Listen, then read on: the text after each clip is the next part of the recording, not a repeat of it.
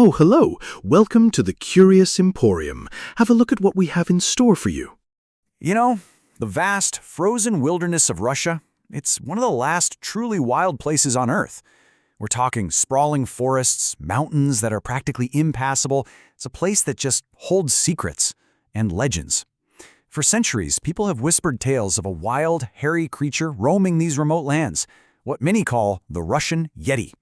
Today, we're going to peel back the layers of this abominable mystery. But to really get a grip on this legend, we have to start with its most chilling chapter. See, back in 1959, 9 university students, all of them really seasoned hikers, they ventured deep into the Ural Mountains. They never came back. Their bodies were found in a state that just completely baffled investigators, sparking this mystery that would ignite a global fascination with Russia's most terrifying folk creature. But here's the thing. That tragedy didn't just happen in a vacuum. To really understand it, you have to go back way further, because stories of these so-called wild men were already deeply woven into the folklore of the region. And these weren't just vague campfire tales, they were specific, recurring accounts of these humanoid creatures living on the absolute fringes of civilization. What's so fascinating is the level of detail in some of these accounts.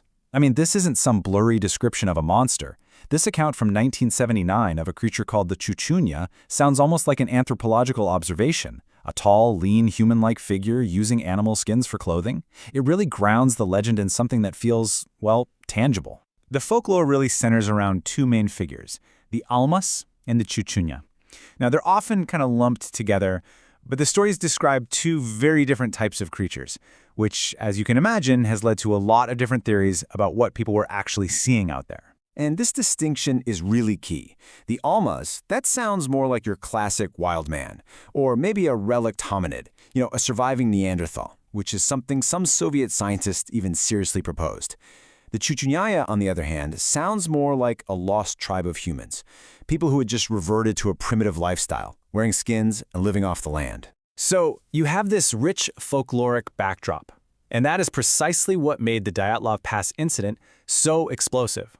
It took the legend of a wild creature out of the realm of fireside stories and dropped it smack dab into a modern, terrifying, and very, very real crime scene. To really feel the weight of this mystery, you have to know the timeline. So the group sets out in late January. By February 1st, they've set up their final camp on a slope that's ominously known as Dead Mountain.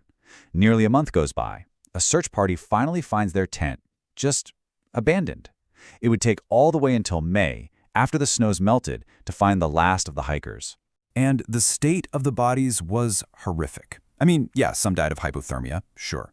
But others had injuries you'd expect from a major car crash. We're talking crushed chests, fractured skulls, but with no external wounds. And then there are the bizarre details. 2 victims were missing their eyes, and one, Lyudmila Dubinina, was missing her tongue. And the crucial detail?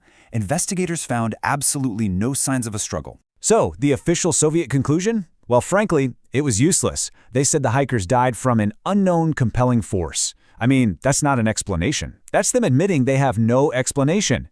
This vague conclusion didn't solve the mystery at all. It just deepened it, leaving this huge vacuum that was very quickly filled with all kinds of speculation. And all that speculation led right back to the old legends.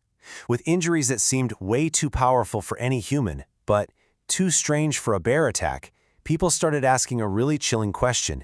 Did those hikers come face to face with the Almas, the wild man of the mountains? The Dyatlov incident really became the cornerstone of the Russian Yeti legend, but it wasn't the only piece of the puzzle.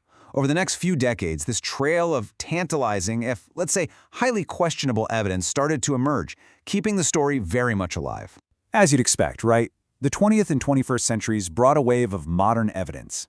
We've got the alleged footprints, the super grainy photos, the shaky videos. In 2011, officials in Russia's Kemerovo region even held a press conference claiming they had, and I quote, indisputable proof of the Yeti's existence.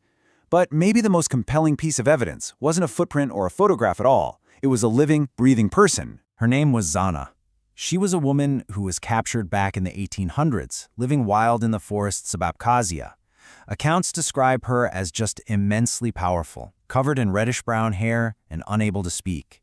She was eventually tamed and lived in a village, where she even had children with some of the local men. To the people who knew her, she was an almas. For researchers, she was potential living proof. So what happens when we take these legends, these sightings, and these supposed physical artifacts out of the realm of folklore and put them into a laboratory? Well, this is where the story takes a really dramatic turn. Right. So what happens when you apply modern forensics to these mysteries? When you can finally analyze the hair samples that are claimed to be from a Yeti, or even test the DNA from the descendants of the legendary wild woman Zana? What does the science actually say? Okay, let's start with the hair. In 2014, a major genetic study led by Brian Sykes at Oxford analyzed dozens of so-called Yeti hair samples from all over the world, including several from Russia. The results? They were conclusive. The hairs belonged to bears, horses, and even cows. Not a single one came from an unknown primate. And what about Zana? I mean, her story was the strongest piece of evidence, right? Well, in 2021, scientists were able to sequence the genome from the skull of her son, Quit. The results were astonishing. Zana was 100% Homo sapiens. Her DNA traced her ancestry not to some relict Neanderthal but to modern East African populations. She was a human woman, most likely a victim of the Ottoman slave trade, whose unusual appearance might have been due to a rare genetic condition. So the scientific evidence seemed to be dismantling the legend piece by piece. But the story of the modern Russian Yeti had one more incredible twist left, a confession that would reveal exactly how a regional myth became this international sensation. And this is the bombshell. That quote is from Amin Tuliev, the longtime governor of the Kemerovo region in Siberia, the very same region that announced it had indisputable proof back in 2011. Years after leaving office, he came clean. And Tuliev's confession revealed exactly how the whole thing was orchestrated. He admitted it was all a publicity stunt to drive tourism to his struggling coal mining region. They created a Yeti Day, they offered a prize, and when interest started to fade, he'd have a tall local bureaucrat put on a fur coat and just rustle some bushes for tourists. The modern Siberian Yeti wasn't a cryptid, it was a marketing campaign. So that leaves the biggest question. What about the Dyatlov Pass hikers? Well, in 2021, Swiss researchers published a study using some really advanced modeling, including animation tech from the movie Frozen, believe it or not, to show that a rare type of slab avalanche could explain everything. A delayed slide of dense, heavy snow could have hit the tent, causing those severe internal injuries and forcing the panicked, disoriented hikers to flee into the freezing night. So in the end, the Russian Yeti isn't just one thing. It's this powerful cocktail of ancient folklore about wild men, supercharged by the genuinely terrifying and long unsolved tragedy at Dyatlov Pass, and then amplified in the modern era by a very deliberate and, let's be honest, very successful tourism scheme. And that leaves us with one final thought. We now have rational explanations for the physical evidence. We even have a confession behind the modern sightings. And yet, the legend endures. So maybe the real question isn't whether the Yeti is real, but why? Even in our modern, mapped-out world, we still have this deep, fundamental need for monsters to exist in those wild, unknown places.